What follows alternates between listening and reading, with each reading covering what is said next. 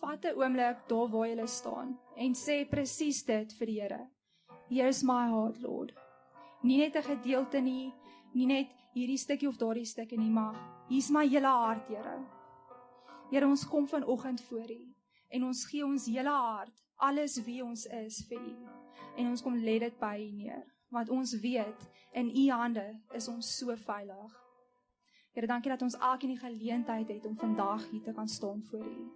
Here, ek vra dat U 'n persoonlike ontmoeting sal hê met elkeen wat hier staan. Dat hulle sal wegstap en sê, ek het vandag iets van God se hart ontdek, wat ek nog nooit voorheen het nie. Ek vra dat U so persoonlik en so real sal word, dat U meer real sal wees as die persoon wat reg langs ons staan. Dankie dat ons op U kan vertrou vir groot dinge, en dat U nie terugstaan nie, maar dat U volle self vir ons wil kom openbaar. Ons vra dat U dit in hierdie diens sal kom doen, in hierdie tyd wat ons hier staan, en vir die res van die week.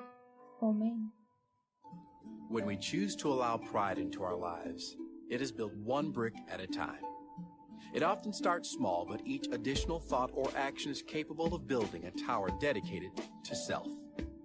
The result is often marvelous, a specimen of achievement, seemingly free from flaw or defect. But this image is built on nothing more than a foundation of self.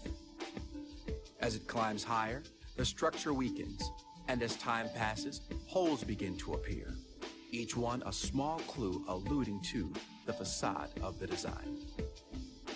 Bit by bit it grows, becoming unstable as it is weakened by its own attempt to outbuild its flaws.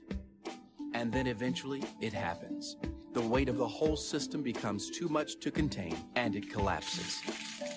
Each piece of false glory crumbles to the ground, leaving us right back where we started, with an opportunity to build again. Perhaps this time on a stronger foundation. So today we're talking a little bit about humility. So the simple basic truth about pride and humility is that humility is based on the truth, whereas pride, it's based on a lie. Now, even I struggle with pride in my life. I mean, it's a daily struggle. For instance, when you know those times when you're talking to someone and you kind of know you're right. You know those times.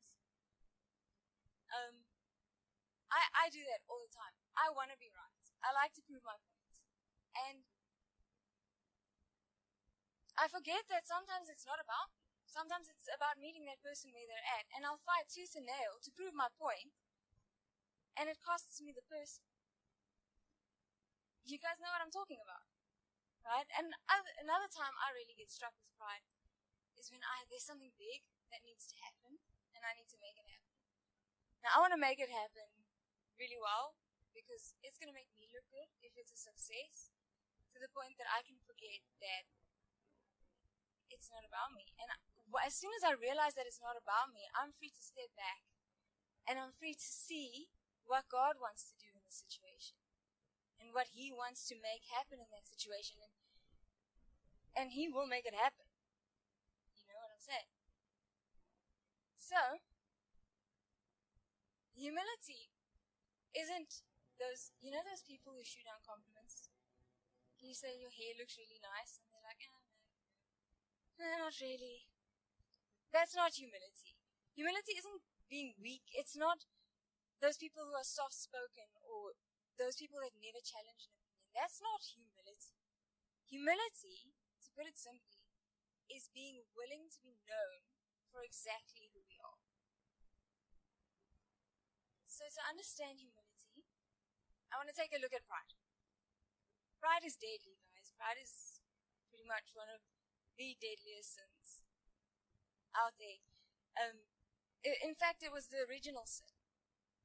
The sin Satan committed to get him kicked out of heaven. You guys know what I'm talking about. Isaiah 14:14. He says, I will make myself like the Most High. He says, I will ascend above the heights of the clouds, and I will make myself the Most High. Now here we can see, he thought he was better than God. He thought he could go ahead and make himself God. And that's not the case. Right? That's not what happened. And it was about him. It's the same sin that Satan tempted Garden of Eden, when he said, he undermined God when God said not to eat the fruit. And he said to in Genesis 3, verse 3 to 4, that you will not certainly die, the serpent said to the woman. For God knows that when you eat from it, your eyes will be open and you will be like God, knowing good from evil. Yeah, he tempted her again with, you will be like God. You guys see where we're going with this? So, when we sin, we are arrogantly asserting that we know better than God for ourselves, and that we just know I know what's best for me. God doesn't. So, living this life, it's a constant battle between pride and humility, growing in humility. I mean, even when we think that we've ascertained a certain amount of humility, we need to be careful that we don't become proud of that. I'm so humble because I've now reached humility. So you guys all need to respect me because I'm humble, and you can't say nothing because I'm humble. You guys know what I'm talking about, right? So I find it quite interesting that the word pride and the word sin, at the center of the two words is I. It's about me. Selfishness, is at the root of pride. Humility, on the other hand, is the expression of loving and caring. Pride is generally trying to be someone that we're not. And it causes that we're constantly afraid that people are going to find out our weaknesses. They're going to find out what's behind the mask that we're wearing. They're going to find out, we become scared. We start living in fear because we're scared that they're going to find out those little things about us that we don't want them to know. And pride comes in many forms, guys. Pride has many, I call them symptoms. And like there are a whole bunch of those symptoms. They come in the form of I'm more important. Well, pride comes in the form of I'm more important. When we believe that we're more important than everyone else around us. You know, there's something more special about us than anyone around us. And that's a very self-centered place to be. Because then we start believing that God only speaks to me. So you can't have a word from God. Or you can't be right. Because I'm more important. Another one is, it's my right. Dis my reg. Dis mos my reg. To be able to do something. Or to be able to say something. Or, you know, even if it costs us someone else. And one, like envy. Envy is a really big deal, guys. You know? When your brother or your sister gets something that you really want. Like that new PlayStation game. Yes, do you guys? PlayStation game. Or girls like new clothes. New shoes. And you really wanted those. You guys know what I mean? And you can't be happy for them. They've just been blessed and you're jealous. You know what I'm talking about? Why is that? It's because we think that we deserve it. We think that we should get it. And I'm better than them. So I should have it. I'm not saying it's always like this, guys. I mean, sometimes it's just you wanted it. But there is a degree of pride in this. In envy. But anyway, there's a whole bunch. This is a whole list of different things that come from pride, that come from selfishness. And later we're going to look at this a little bit more. But right now, we're going to move on. When we humble ourselves, then the enemy loses that foot in the door. And we're talking about that fear that we live by when we walk in pride. The enemy loses that foot in the door because we're now real. When we're honest about ourselves, then there's nothing to be afraid of, is there? Because there's nothing that people are going to find out, or there's nothing that's going to be exposed as weakness. Because you're honest about yourself. And 2 Timothy 1 verse 7, for God has not given us a spirit of fear, but a spirit of love, power, love, and of a sound mind. God never created us to live in fear. Right? There's so much freedom in humility, guys. 1 Peter 5 verse 6 says, "So humble yourselves under the mighty power of God, and at the right time He will lift you up in honor." God lifts us up, not us. We don't have to, because He's doing it. If we humble ourselves, He will lift us up. And, I mean, have you guys ever tried to lift yourself up? It's kind of hard, right? To pick yourself up. It just doesn't really work. And especially not to stay up there. I mean, some guys can do pull-ups, I get it. But staying up there for a long time, it gets really hard. When we lift ourselves up, when we're honoring ourselves, we have to constantly back up that image. That is hard work, guys. That is really hard work. But when we humble ourselves, we're becoming more like Jesus. I mean, isn't that the goal, ultimately? So, when I'm speaking of humility, what am I talking about? I'm talking about living in freedom. I'm talking about God breaking through in our lives and bringing us to a place of full stature in Him. Talking about living a life of intimacy with God and with others. I mean, God, when we stop living the isolated life, we can press into God, and we can allow Him to press into us. We can press, and then eventually becomes the fact that people can press into us and we can press into people. I mean, God is all about people. God is all about love. I mean, it's His greatest command. Love the Lord your God with all your mind, heart, and soul, and love your neighbor as yourself.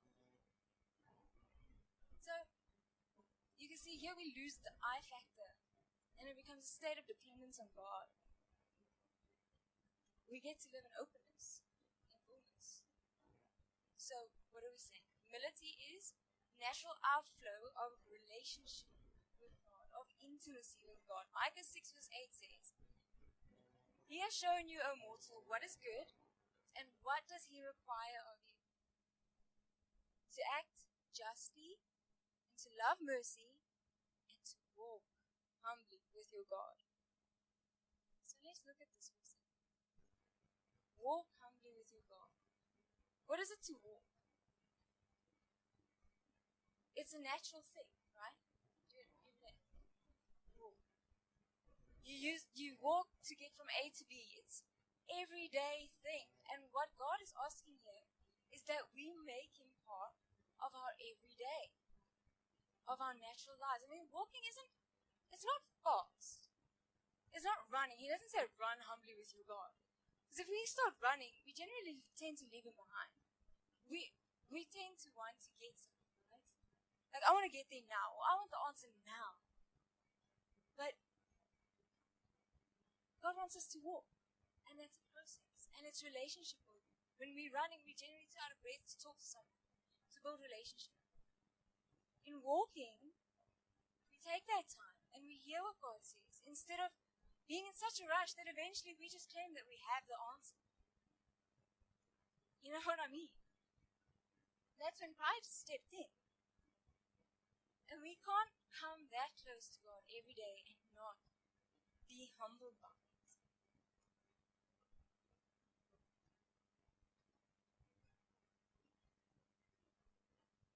Romans 12 verse 6 says, "Live in harmony with one another.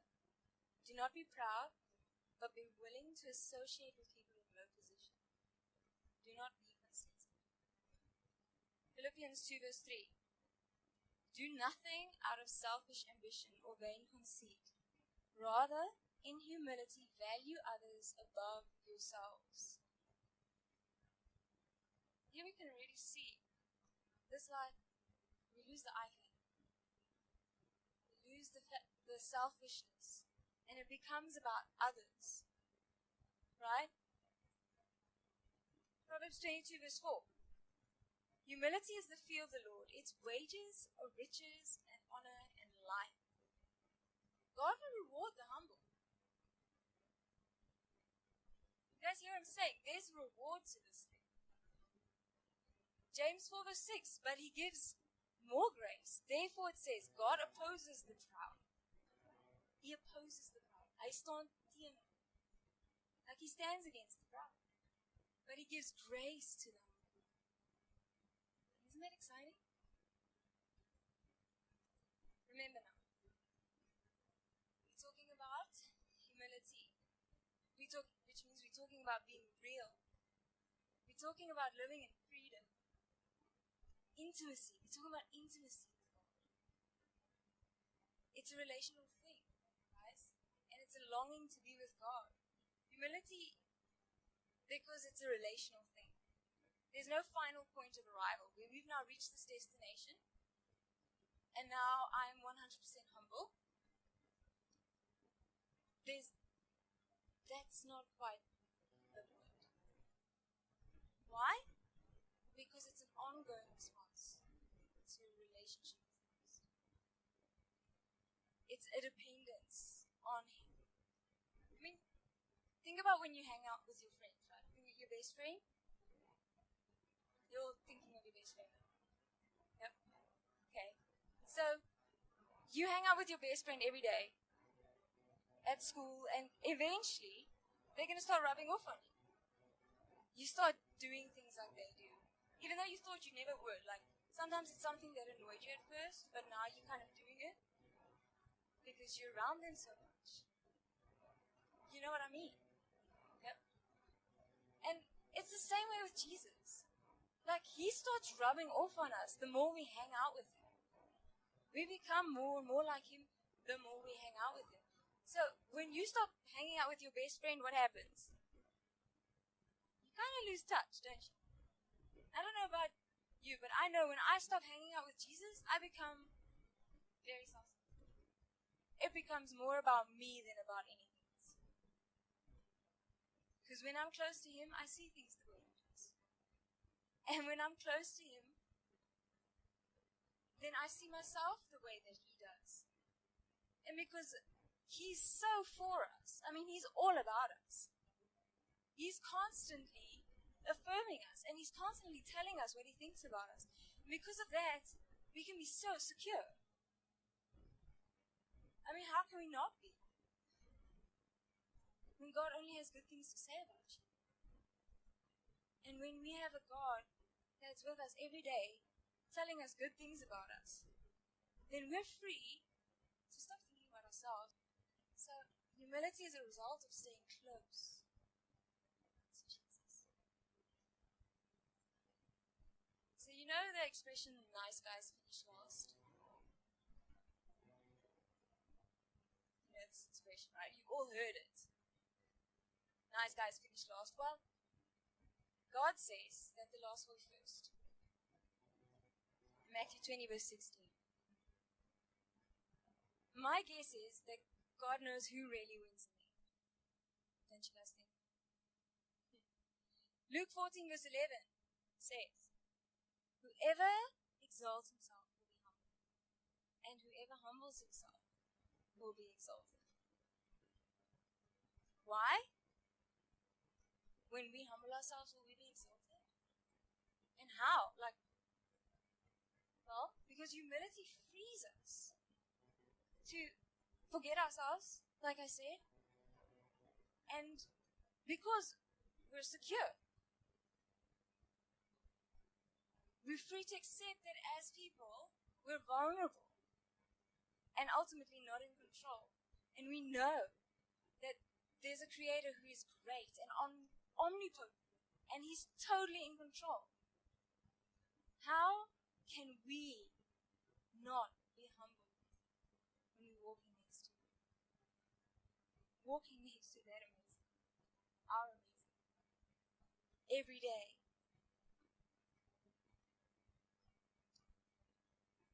We're secure in the fact that we were created in the image and the likeness of God, of our Creator. And this gives us the dignity that we don't have to earn, and that can never be taken away. We're so dependent on grace, guys. And in that, we can know that God He can always fix what we can't. I mean, that's what He did on the cross, isn't it? He fixed what we couldn't. So all simply a way of saying that being humble, it's being real.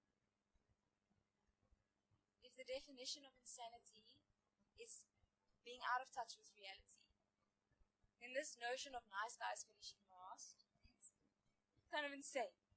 Don't you think?